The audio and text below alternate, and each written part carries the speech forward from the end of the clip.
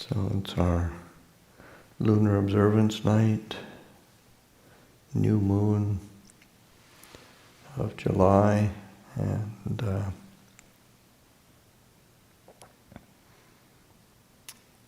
it's been hot. That can't escape it.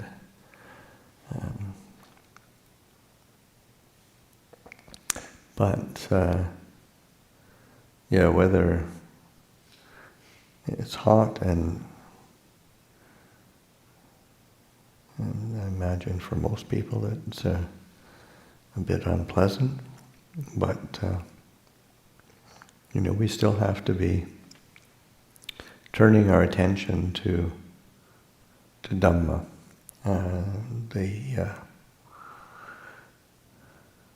Because there really isn't it isn't as if, okay, well, when it cools down, then I'll be free from suffering. It's no, it'll just change. So that turning our attention to reflection, to investigation, and so this evening I'll share where my reflections and ponderings have gone this last several days. Something that came up as just a reminder of a very well-known teaching of Ajahn Chah's,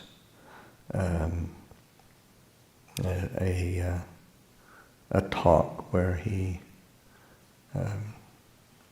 describes his experience in the charnel ground. It's titled "In the Dead of Night," and it's Ajahn Chah talking about his own experiences and reflections on practicing meditation as a young monk. He is fairly new to practicing. He'd been ordained for quite a few years already, but he'd only been within it's hard to tell how many years he had been off on Tudong and studying under teachers, but it was fairly early on in his practice career, and he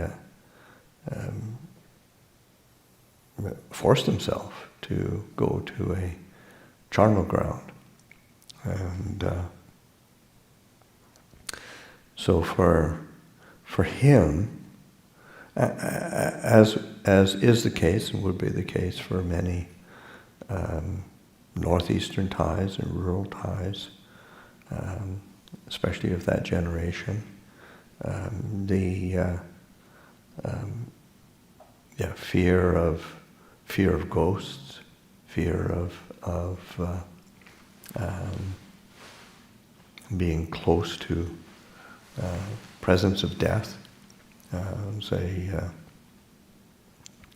brings up a lot of fear, trepidation, and suffering, and so that he was willing to challenge himself on that and to work with it. And of course it was quite difficult, and he did it over a couple days of him staying in charnel ground and having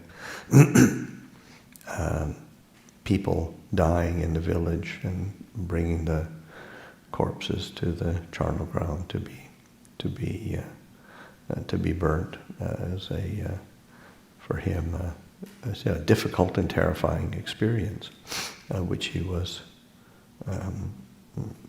used to investigate the deep-seated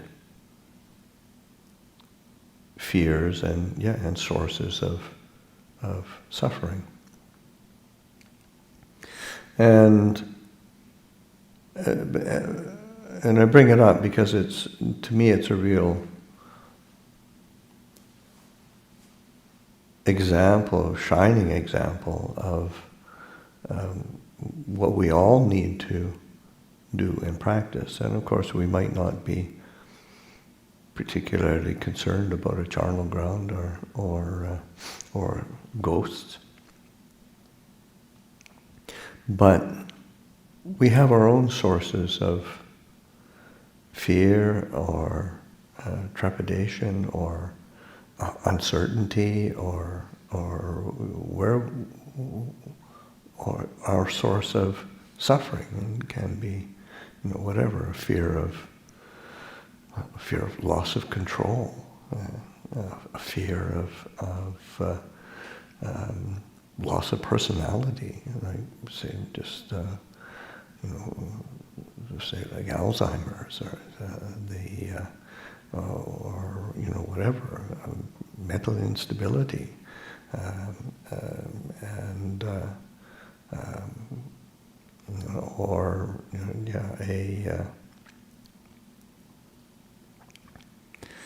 some kind of irrevocable change or difficulty that would completely alter how we viewed ourselves and how we viewed the world around us, that shakes us to the core. There's many things in reality that do that, and as long as there is a possibility of suffering, of a sense of dis-ease and a disconcerting feeling of how am I going to deal with this? We've got work to do, and we need to be willing to look at, investigate, and to try to establish an understanding of those very things that are a source of dukkha, and that's a fundamental approach that the Buddha gave in his very first discourse.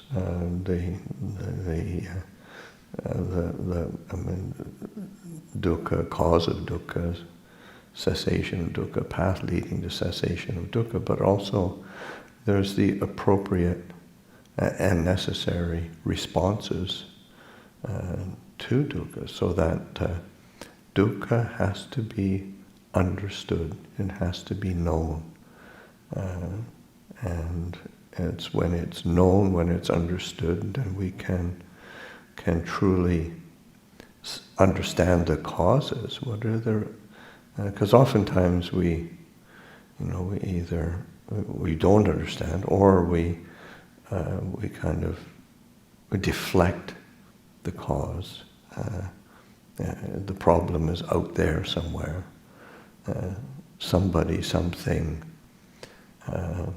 is making me feel uncomfortable and suffer. And in reality, from the Buddhist perspective, it is our own lack of true understanding and an inappropriate response to dukkha, where we respond through craving in some way, shape, or form, either to distract ourselves, craving for sense pleasure, or craving for becoming. If only I were more this, more that. If only I was a different person. If only I was somewhere else. Or vibhavatanha, just say not wanting it,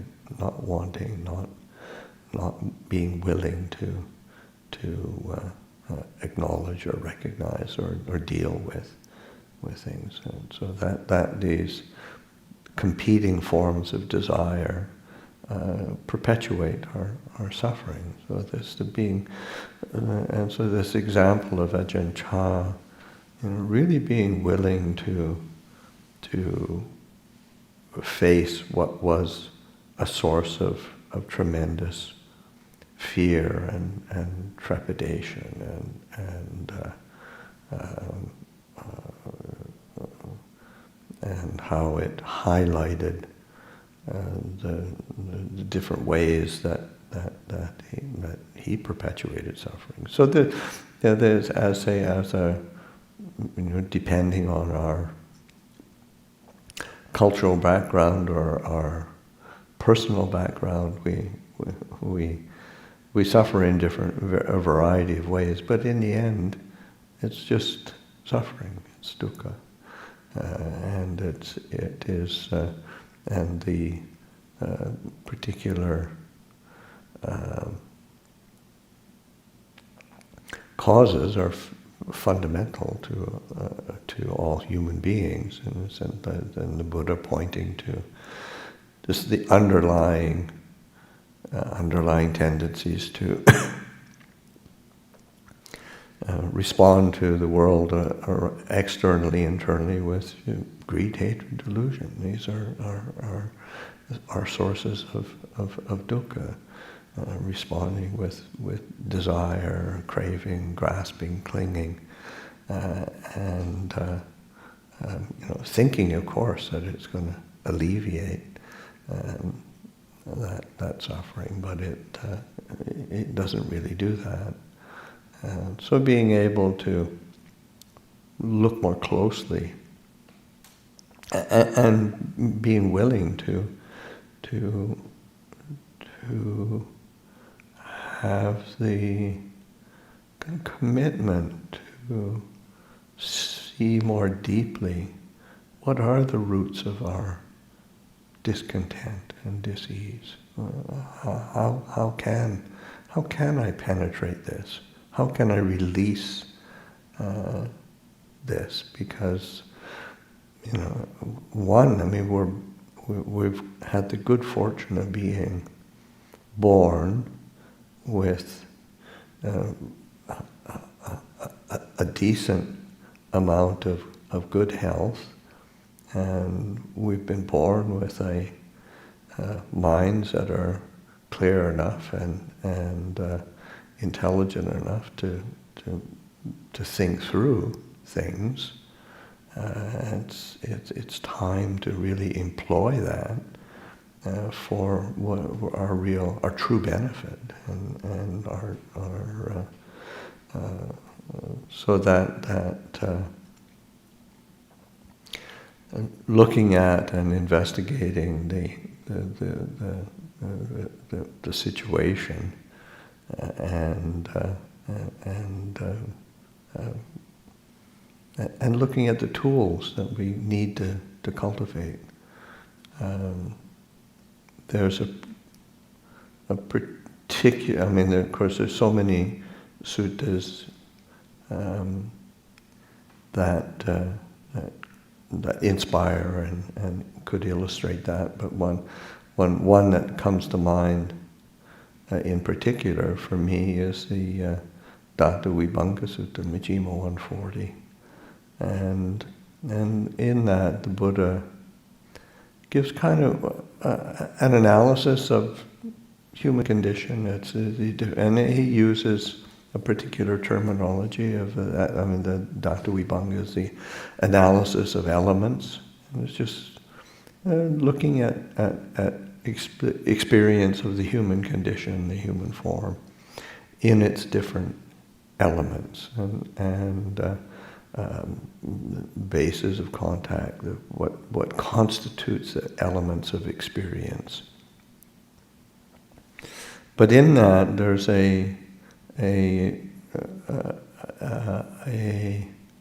it's like the Buddha also gives the tools for working with it, and it's stood out to me as being something really,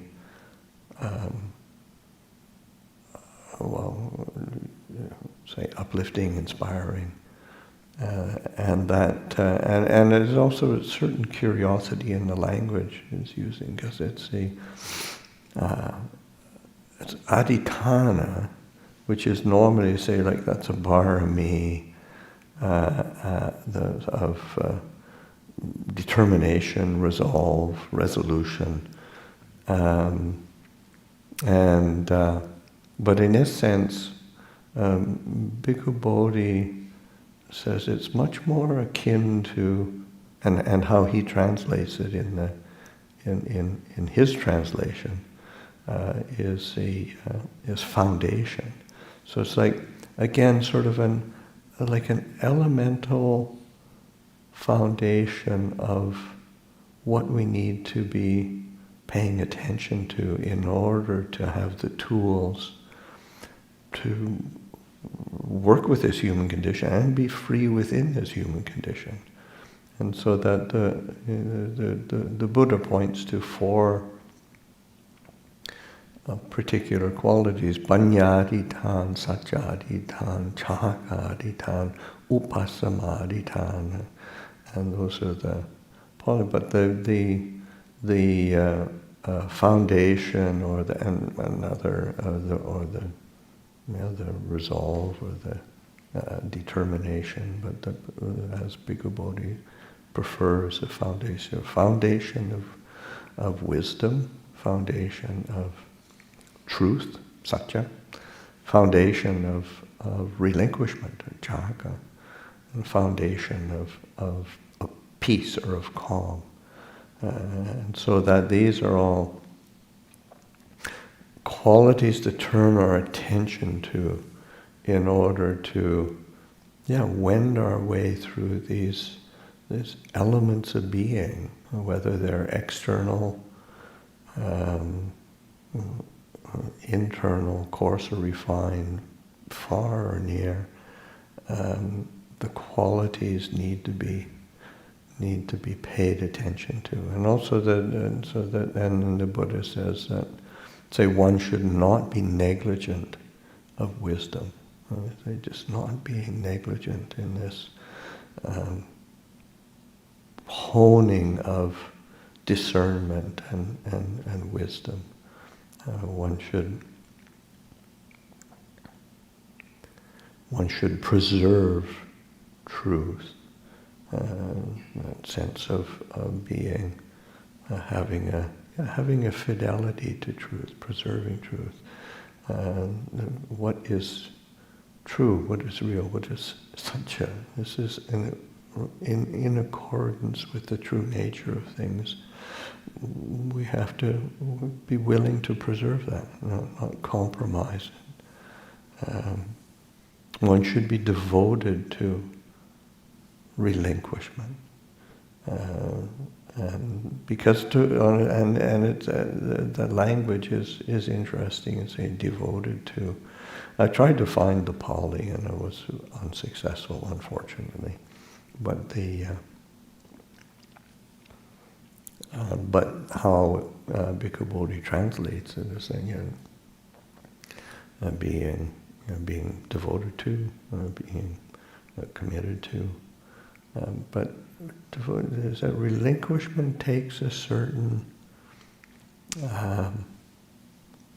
It does take a bit of devotion.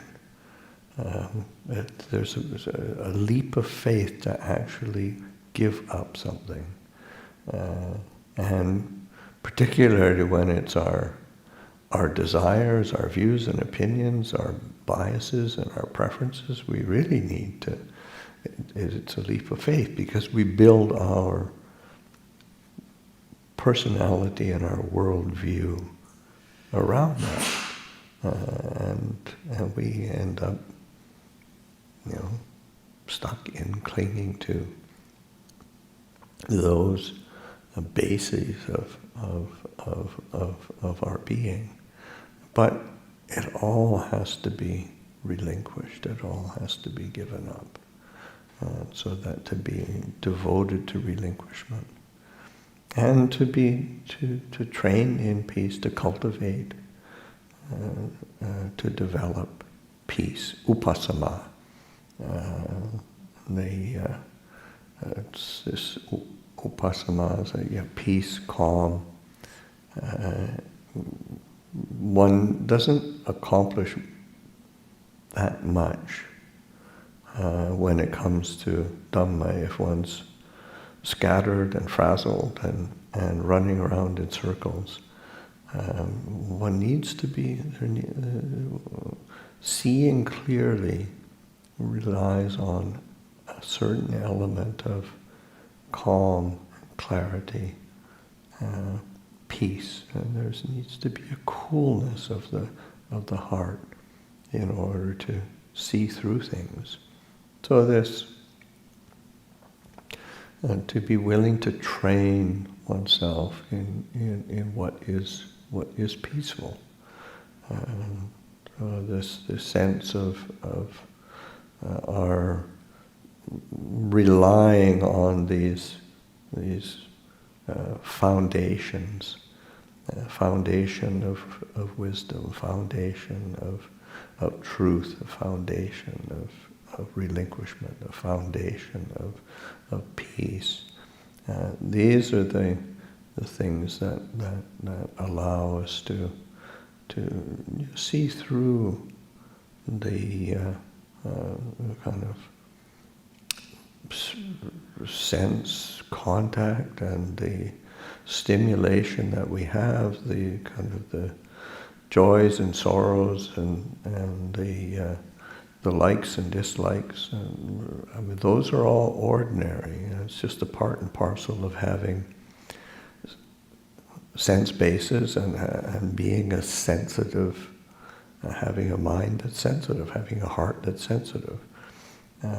But the seeing it clearly, seeing through, and we rely and that not being negligent of wisdom, being willing to preserve truth, to be devoted to relinquishment, to train in peace. There's need to be reflecting in certain ways, and this is where just this the Buddha says over and over and over again. The essence of seeing clearly is just seeing through the lens of the anicca, dukkha, anatta, seeing through the lens of impermanence, unsatisfactoriness, not self. And it can sound really trite or like a stock solution to everything, but it's really, this is the way things actually are. All things of a compounded nature, anything of a constructed nature, which is basically everything, physical or mental, whether it's of the human realm or of our personal realm or the world around us, being able to turn attention to that sense of, this is impermanent, this is changing, this is uncertain, this is unsure, and because that helps to see more clearly that unsatisfactory nature, the not self nature, and to reflect at it from those angles. But then that's quality of dispassion and a sense of, it's got a sign of weariness, but it's not a weariness that is negative,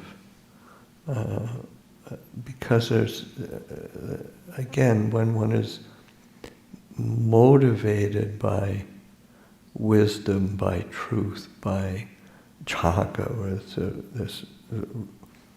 there's a kind of happiness of being able to put something down, to relinquish to relinquish it, and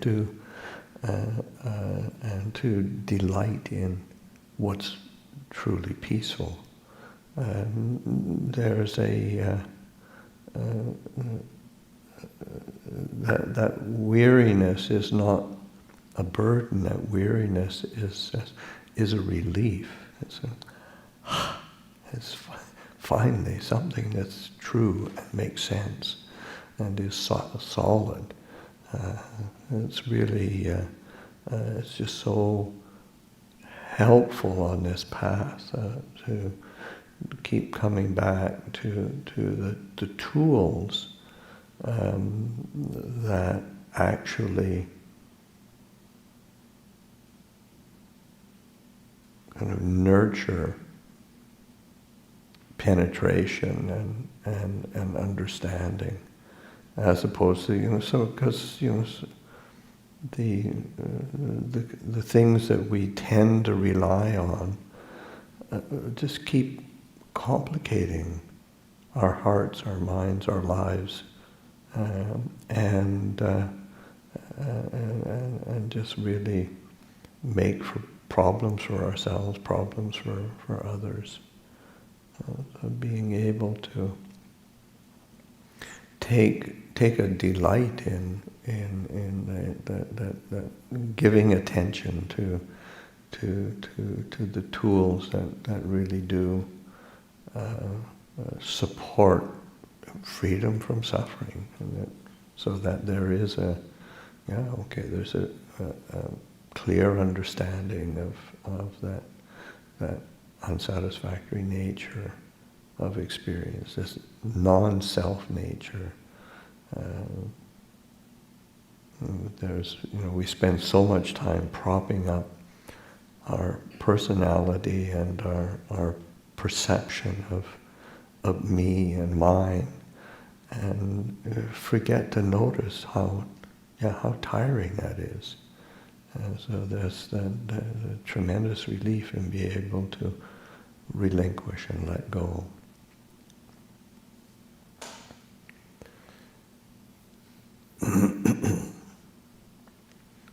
So anyway, those are some reflections I've been pondering this last little while.